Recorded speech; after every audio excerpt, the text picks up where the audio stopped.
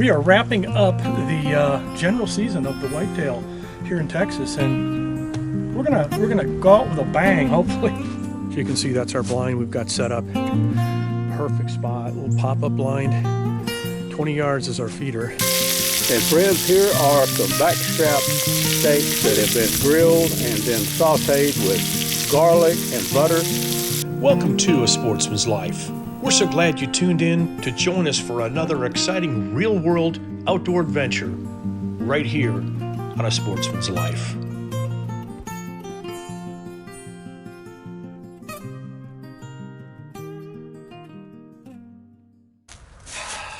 Well, buddy, we are wrapping up the general season of the whitetail here in Texas, and we're gonna go out with a bang, hopefully. Literally, we hope it goes bang, Jeff.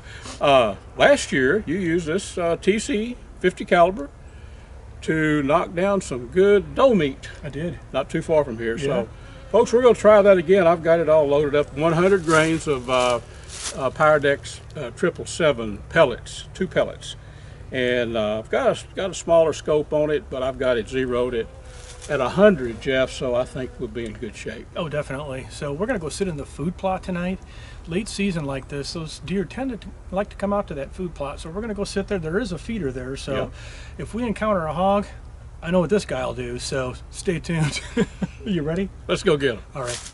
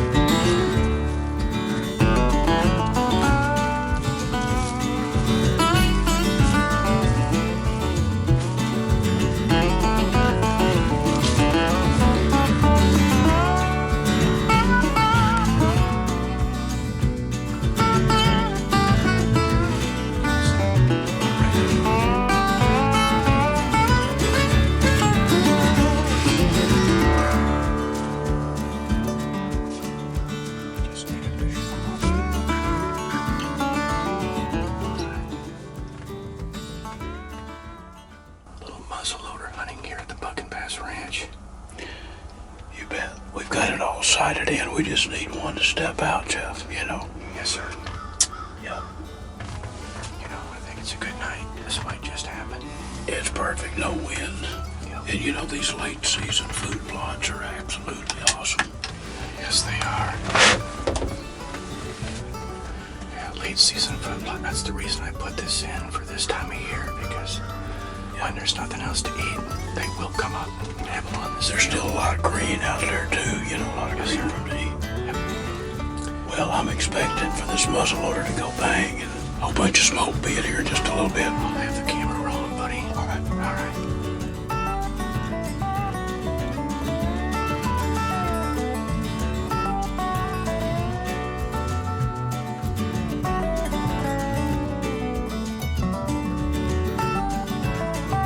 Well, folks, we stayed with it until dark.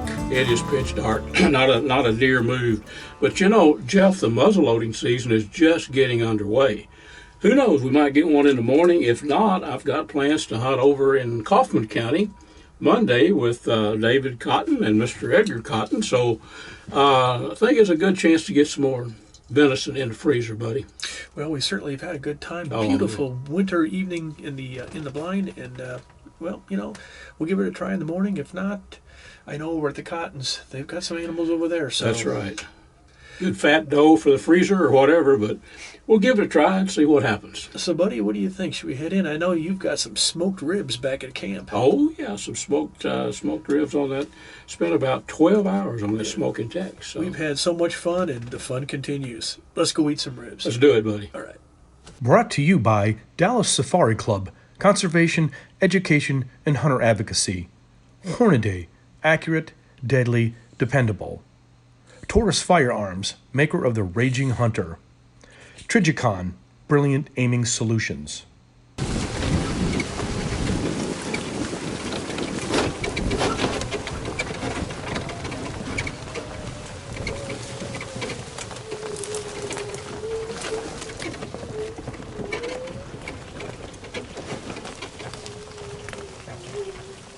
Welcome back, friends. The muzzleloader hunt, well, it didn't work out. Luke had to head home, so we're still at the ranch here. Luke and I set up this blind, and I'm going to get this feeder going here. So, new property, new area. We've got a field over here,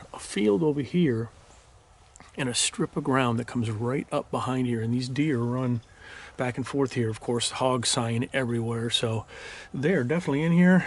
We're just pulling in here with the buggy, and we are going to go to work. So let's go get this feeder running.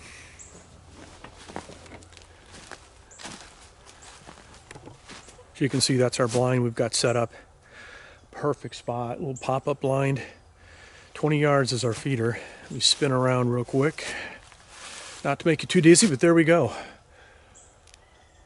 Just got to get that feeder set up, and we're good to go. So that's why we set this spot up. This is going to be a perfect little spot. We can see where animals been crossing the fence over here and down about 40 yards, 35 yards down that way. So definitely in here.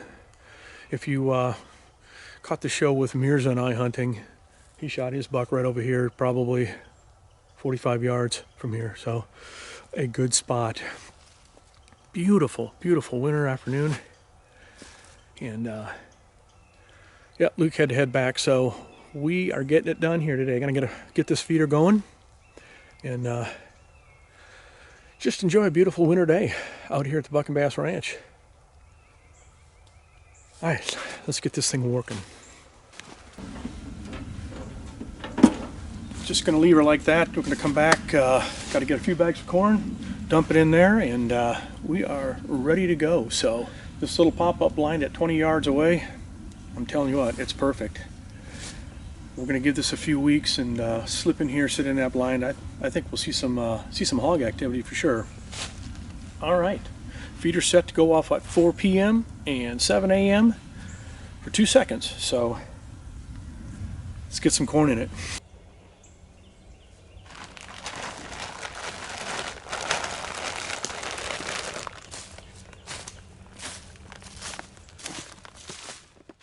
A Sportsman's Life is also made possible by Air Force Air Guns, AGM Global Vision, H3 Whitetail Solutions, and Pyramid Air.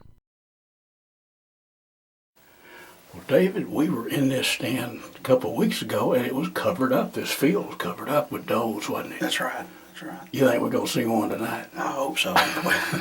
We ought to be playing golf as hot as it is, but you know that like everybody says, if you're not out here, you can't see anything. We're gonna have a lot of fun, aren't we? That's right.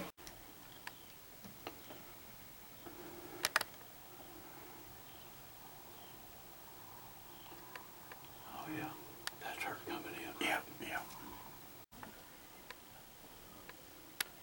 Hang on, you're not gonna shoot, are you? Not yet, no. Okay. Okay. You just stay on her. We're going to let her turn sideways. I'm on her whenever you're ready. Okay.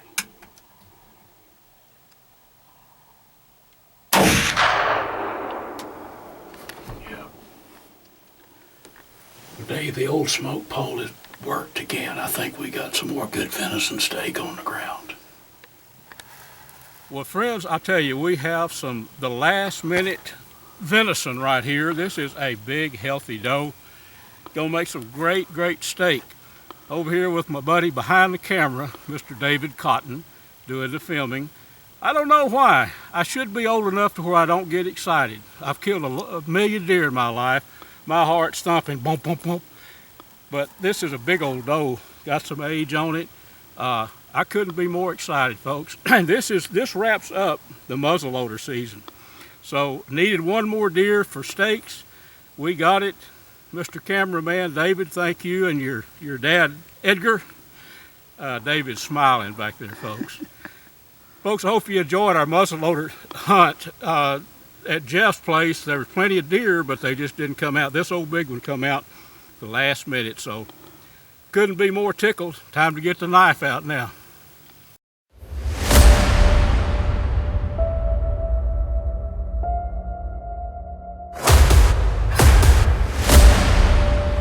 Hello, sports fans. Bill Carey with Striper Express with your fishing tip on A Sportsman's Life. We're going to talk about fishing the birds. We're not fishing for birds. The birds are finding the fish for us. Real quick, here's how it goes. The striper is a schooling fish. They find the shad, the bait, and they push it to the surface. The birds see it and they dive and they pick up bait. This could be a big school of fish. This time of year, it could be either one, big or just a few. But what you want to do is when you drive up on them, watch which way those birds are going and pull up in front of that school and let that school come to you and pass you as it's driving that bait. After it's over with and you catch a bunch of fish, this could be 5 minutes, 10 minutes, maybe longer.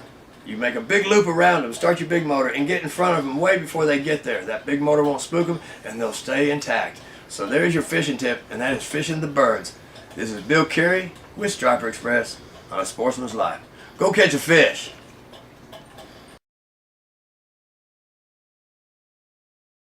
Conservation Today is brought to you by Hayden Outdoors Real Estate, the brand that sells the land. Visit HaydenOutdoors.com to find or sell your farm, ranch, or recreational property. This happens to be a little wild plum that you find pretty much throughout, from East Texas, kind of through Central Texas, going on up through like Kansas, Nebraska. It's a wild plum. It produces a little plum about the size of a quarter. It's pretty good to eat, real tart, but it produces some absolutely great browse, but also some fantastic cover for birds such as pheasants, turkeys. White-tailed deer absolutely love this stuff, and they love to bed up in it. So if you don't have it in your area, if you're out there in the springtime and you see a plant that kind of looks like this and it's got little yellow-looking plums on it, grab a few of those, put them in your pocket. The next time you're out on your place, start planting your own plum thicket. Well, friends, in this bag is some of the best eating from the wild, some venison backstrap steaks. Let me show you one of them. I've been marinating them about 2 days in the refrigerator. Butterflied steak,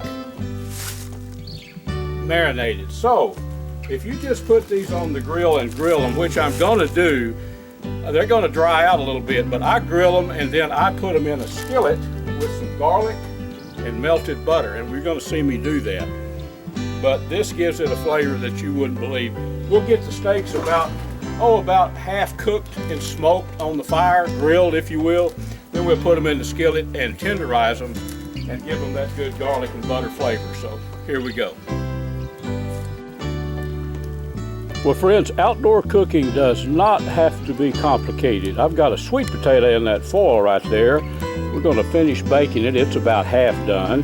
And then we're going to put the old cast iron skillet on top of this little quick grill here. Put some butter and some garlic in there, and then we're going to cook some venison steak. So let's get that fire down just a little bit more, and then we'll put the skillet on there and get to work. Okay, my friends, here is the start of our grilled backstrap steak, venison steak. Sweet potatoes already cooked now. We're just going to heat it up on top. But I'm going to actually grill these steaks, let this butter get melted good and get that good garlic infused in the flavor. And then we're going to finish the steaks off in the skillet with the butter. That moisture is going to make it tender and give it a whole lot more flavor. And here is where the magic happens. That garlic, I wish you could smell it. It is going to be all over those backstrap steaks here. We're going to let this cook on one side for about probably 5 or 6 more minutes, and turn them quite frequently, making sure that butter keeps them moist. That's the whole key. Looks pretty good though, don't you think? Sweet potatoes over there, staying warm. Lunchtime here in about 15 minutes, folks.